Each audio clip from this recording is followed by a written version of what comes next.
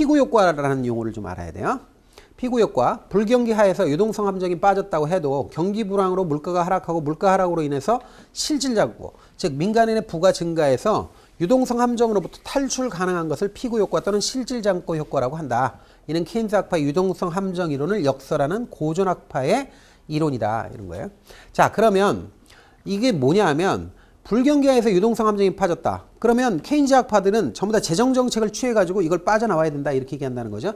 그런데 재정정책을 안 취해도 된다는 거야. 안 취해도 빠져나올 수 있다. 어떻게 하면 되느냐 하면 이때 유동성 함정 구간에 빠지면 경기가 불황이잖아요. 그럼 물가가 떨어지잖아요. 물가가 떨어지면 물가 하락으로 인해서 내가 가지고 있는 물가가 상대적으로 떨어지니까 내가 가지고 있는 재산이 어떻게 돼요? 가치가 높아지죠.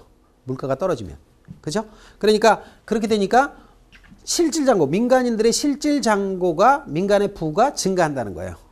이렇게 되면 유동성 함정으로부터 탈출 가능하다. 이렇게 얘기하는 거죠. 이걸 피구 효과 또는 실질 잔고 효과라고 하고 이는 케인스 학파 유동성 함정 이론을 부정하는 거예요. 역설하는 거예요. 그래서 고전 학파 이론으로 얘기한다라는 겁니다. 자, 이래서 피구 효과 또는 실질 잔고 효과라는 용어가 있다라는 거 알아놓고요. 내용 보세요. 급심한 불황에 의해 어느 한 경제가 유동성 함정이 빠졌을 때 경기 불황이 심화되면 물가가 떨어져요. 그 물가가 떨어지면 경제 주체들이 보유한 화폐의 실질 가치가 상승하게 되죠. 물가가 떨어진다는 것은 그만큼 화폐 가치가 올라간다는 얘기니까. 그래서 민간의 부가 증가한다는 거죠. 역설적으로. 역설적으로 증가해서 소비가 증가하게 된다. 그래서 결국 이렇게 되면 민간 소비가 증가한다는 거죠. 그래서 IS 곡선을 우측으로 이동시켜 경제는 유동성 함정으로부터 탈출이 가능하다. 정부가 억지로 IS 곡선을 우측으로 이동시킬 필요 없다는 거죠. 재정 정책을 통해서 이동시킬 필요 없다. 그래서 유동성 함정이 존재한다고 해도 물가가 신축적이라면 급심한 불황에서 자동적으로 탈출하여 완전 고용을 이루할 수 있다는 논거가 된다는 거예요. 이게 그런 얘기고요. 자, 그 다음에 이제 피구 효과 다음으로 부채 디플레이션 이론이라는 게 있어요. 자, 일단 내용을 보면 경기 불황 시에 물가가 떨어져요. 떨어져서 실물 자산의 가치가 떨어지게 되면 그러면 경제 주체들의 실질 부채 부담액이 늘어난다는 거예요. 물가가 떨어지게 되면 그러면 실물 가치가 다 떨어지잖아요. 그런데 그때 대출 받은 건 어때? 그 갚아야 되잖아요. 대출 받은 건 갚아야 되니까 부채 부담이 커진다는 거죠. 똑같은 돈이라도 물가가 오를 때, 그러니까 화폐 가치가 떨어졌을 때하고 물가가 떨어지면 실물 자산 가치가 떨어지게 되면 떨어지는데 나는 빚은 갚아야 되잖아요. 빚은 남아있잖아요. 빚은 그대로잖아요. 그러니까 그때 더 침체의 늪에 빠진다라는 거죠. 그래서 경제 주체들의 소비가 위축될 수 있고 그 결과로 경기 불황과 디플레이션이 지속될 수 있다. 피셔 등의 학자가 주장했습니다. 그러니까 빚을 너무 많이 빚으면 안 된다는 거예요. 우리나라도 가계부채가 많잖아요. 가계부채가 많은데 지금은 그럭저럭 갚아 나가는데 갑자기 경기가 위축돼 가지고 만약에 이렇게 불황 상황이 되잖아요. 불황 상황이 되면 어떻게 돼요? 내가 가지고 있는 자산 가치는 다 떨어지죠. 다 떨어지는데 어떻게 돼요? 빚은 갚아야 되죠. 똑같이. 그것 때문에 경기를 탈출 못하는 거예요. 경기 불황을. 그러면 그 늪에 빠지게 되는 거죠. 그러면 이걸 부채 디플레이션 이론이다. 이렇게 얘기합니다. 자, 그 다음에요. 논의를 보면 세금이나 세율 감소 효과에 대한 내용이 있습니다.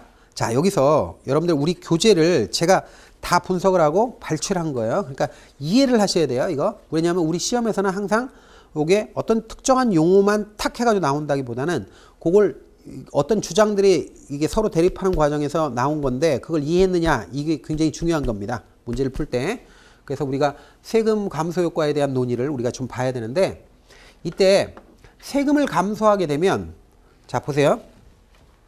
우리가 돈을 벌잖아요. 국민들이 돈을 벌면 소득 형태로 돈을 벌잖아요. 그러면 여기서 세금을 빼잖아요. 세금을 뺀 만큼을 우리는 뭐라 그래요? 가처분 소득이라고 그래. 가처분 소득. 그래서 요 나머지를 소비한다는 거야. 소비한다는 거야. 그러니까 소득에서 세금을 뺀 나머지를 소비를 하는데 이때 소비를 하는데 만약에 정부가 세금을 이렇게 줄여주잖아요. 세금을 깎아주면 가처분 소득이 늘어나서 소비가 늘어날 것이다. 이렇게 주장한 게 일반적인 케인스 학파예요. 그래서 감세 정책, 즉 우리가 이제 재정 정책에서 재정 지출을 늘리거나 세금을 줄여주거나 하는 게 이게 재정을 팽창시키는 확대 재정 정책의 의미잖아요. 그걸 통해서 국민 소득을 늘릴 수 있다 또는 불황에서 탈피할 수 있다 이렇게 얘기하잖아요. 그런데 케인스 학파는 전통적으로 이걸 소비는 가처분 소득에 의존한다 이렇게 얘기한 거예요. 그러니까 가처분 소득이라는 건 일반적으로 소득에서 세금을 뺀 게 가처분 소득이에요. 그러니까 세금을 깎아주면 가처분 소득이 늘어나니까 소비가 늘어난다. 이렇게 얘기한 거죠. 그래서 세금 감면이 일시적이든 영구적이든 총수에 영향을 준다. 즉 세금만 깎아주면 가처분 소득이 늘어나서 그래서 소비가 늘어난다. 이렇게 주장한 거예요. 이걸 케인스 학파의 절대소득 가설이라고 해요. 그러니까 소비에 쓰여지는 소득은 절대소득. 즉 그 일반적인 소득에서 세금을 뺀 가처분 소득 전체가 소비에 기여한다. 이렇게 얘기한 거예요. 그랬는데 통화주의자는 그걸 부정하죠. 통화주의자는 이렇게 얘기하는 거예요. 소비는 항상 소득에만 의존하므로 세금 감소가 일시적이냐 영구적이냐에 따라서 효과가 달라진다. 즉 일시적 세금 감소는 영구 소득을 변화시키지 못해 소비는 변화가 없게 된다는 거예요. 그러니까 일시적으로 소득을 줄여준다고 그런다. 일시적으로. 그냥 경기가 안 좋으니까 세금 지금 한시적으로 깎아줄게. 이거는 나중에 어쨌든 세금이 원상태로 돌아가잖아요. 그러니까 일시적으로 잠깐 소득이 늘어난 거하고 똑같아요. 세금 깎아줘서. 그런 거는 소비에 기여하지 못한다는 거예요. 그래서 소비는 변화가 없게 되나 영구적 세금 감소는 영구 소득을 변화시켜 소비에 영향을 준다는 거예요. 세금을 깎아주려면 영원히 세금을 깎아줘야 돼. 그래야 소비에 기여하지. 일시적으로 세금 깎아주는 거는 어차피 니들이 일시적으로 세금을 깎아주지만 나중에 또 받을 거 아니에요. 그러니까 내가 가지고 있는 소득도 일시소득이지 그 영구소득이 아니잖아요. 그러니까 이런 경우에는 소비에 영향을 안 준다는 거죠. 그래서 이걸 항상소득 가설이라고 그래요. 자, 그래서 이렇게 두 개가 대립합니다. 대립하는데 여기서 또 통화주의의 일파로 합리적 기대학파라는 게 있어요. 이게 시카고에서부터 출발한. 그래서 이 사람들이 얘기한 건 리카도의 불변 정리라는 걸 유명한 얘기를 하죠. 자, 보세요. 합리적 견제 주체는 현재 세금 감소를 미래 세금 증가로 인식하기 때문에 세금 감소는 민간의 저축을 증가시킬 뿐 총수에는 변화가 없게 된다. 이렇게 얘기해요. 이 사람들 되게 대단한 사람들이죠. 뭐냐면 현재 경기가 안 좋다고 세금을 일시적으로 깎아주잖아요. 그러면 이 사람들이 이렇게 생각한다는 거예요. 일시적으로 세금을 깎아주면 정부가 지금 경기가 안 좋으니까 일시적으로 세금을 깎아주는데 경기가 좋아지면 이제 깎아준 걸 나중에 더해서 받겠지. 이렇게 생각한다는 거죠. 그래서 현재 세금 감소가 미래 세금 증가로 인식한다는 거예요. 똑똑해서. 합리적으로 그렇게 인식한다는 거예요. 현재 세금을 깎아주면 나중에 많이 거둘 거라고 생각한다는 거죠.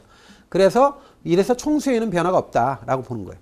그래서 즉 합리적 기대학파는 정부 공채를 부로 강조하지 않음으로써 소비가 증가하지 않아 총수요가 변하지 않는다고 주장을 했다는 거예요. 여기서 밑에 거는 잘 몰라도 돼요. 중요한 건 현재의 세금 감소를 미래의 세금 증가로 인식하기 때문에 세금 감소는 민간인들이 세금 깎아주는 기간 동안에 저축을 해버리지 소비 안 한다는 거죠. 나중에 이거 어차피 세금 뜯어갈 거니까 그냥 저축을 해놓지 그걸 팡팡 써버리지 않는다는 거죠. 쓰지 않으니까 경기 부양 효과가 없다는 거예요. 그래서 총수에는 변화가 없다. 이렇게 얘기한다는 거예요. 여기까지가 중요한 겁니다. 그렇게 체크하고 넘어가시고요. 자, 통화량 증가 효과. 자, 그 통화량, 요번에는 이제 세금이 아니라 통화량 증가 효과예요. 통화량을 늘리면 케인스 학파는 이자율이 떨어지고 투자가 증가하여 결과적으로 실질 산출량을 증가시킬 수 있다고 주장을 했어요. 통화량을 증가시켜도. 자, 그런데 합리적 기대학파는 통화량을 증가시키는 그런 식의 정책은 아무 효과가 없다. 이렇게 얘기한 거예요. 이걸 정책 무용성 정리라고 그래요. 정책은 효용이 없다. 쓸모가 없다 이거예요. 왜 쓸모가 없다고 얘기하느냐면 정부의 통화 정책이 예측된 것인가 또는 예측되지 못한 것인가에 따라 거시 정책의 효과가 상이하다. 다르다고 주장했는데 즉 예측된 통화 공급 증가는 물가만 올린다는 거예요. 예측하고 있기 때문에.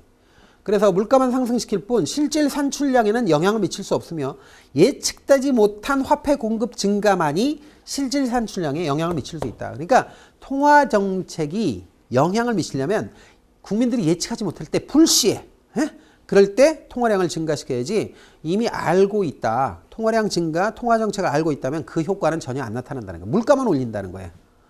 그래서 이게 바로 합리적 기대학파의 정책 무용성 정리라는 거 알아놓으시기 바랍니다. 그러니까 학파별로 주장하는 걸 물어봐요. 그러니까 이런 내용이 뭐 어떤 내용이냐 하는 걸 물어보기도 하니까 잘 기억하셔야 돼요. 자, 그러면 재정정책의 효과와 관련돼서 정리를 한번 보죠. 확대 재정정책, 긴축 재정정책 나눠서 한번 보겠습니다. 확대 재정정책은 경기 침체 시에 수행하는 거고요. 수단을 보면 재정 지출은 늘리고 세금은 깎아주는 정책이에요. 그럼 IS 곡선이 우측으로 이동해서 어떻게 돼요? 국민 소득이 늘고 이자율도 높아집니다. 이건 그림 그려보면 바로 알죠? 자, 보세요. 지금 LM 곡선은 우상향하고 IS 곡선은 우하향하잖아요. 근데 만약에 지금 이렇게 정부 지출을 늘리고 세금을 깎아주면 IS 곡선이 우측으로 이동하게 되니까 어떻게 돼요? 이자율은 오르죠. 이자율은 오르고 그리고 국민소득도 늘어나죠. 이렇게 된다는 거죠. 근데 긴축재정 정책을 하면 이거는 경기 과열 시에 취하는 거죠. 그래서 재정 지출을 줄이고 세금을 많이 걷는 거예요. 이렇게 되면 곡선이 좌측으로 이동하잖아요. 왼쪽으로 이동하니까 어떻게 돼요? 이자율이 떨어지고 국민소득은 줄어들어요. 그래서 이자율이 떨어지고 국민소득도 줄어든다. 자, 이런 거 알아놓고요. 이번에 이제 재정정책 봤으니까 통화정책 보죠. 통화정책의 효과를 보면 통화정책은 확대 통화정책하고 긴축 통화정책으로 나누는데요. 확대 통화정책은 이게 뭐예요? 경기 침체 시에 쓰는 거죠. 그래서 이게 수단은 뭐예요? 통화량을 증가시키는 정책이에요. 이렇게 되면 LM 곡선이 우측으로 이동하고 이 효과로 뭐예요? 국민소득은 늘고 이자율은 떨어집니다. 이거는 당연히 그림 그려보면 이것도 알 수 있는 거죠. 그래서 IS 곡선이 이렇게 우하향하는데 LM 곡선이 이렇게 기본적으로 우상향한다고 보는 거 아니에요? 그래서 일정하게 이자율 수준에서 균형 국민소득이 이렇게 존재하는데 만약에 확대 통화정책을 취해서 통화량을 늘리면 이렇게 오른쪽으로 이동하잖아요. LM 곡선이. 그럼 뭐예요? 이자율 떨어지고 국민소득 늘어나는 거죠. 근데 만약에 경기 과열 시에 긴축 통화정책을 취하면 통화량을 줄이게 되니까 이렇게 왼쪽으로 LM 곡선이 이동한단 말이에요. 그러면 이자율 높아지고 국민소득 줄어들죠. 그래서 좌측으로 이동하면 자, 이자율 높아지고 국민소득 줄어드는 거예요. 자, 요렇게 여러분들 통화정책의 효과까지 봤습니다.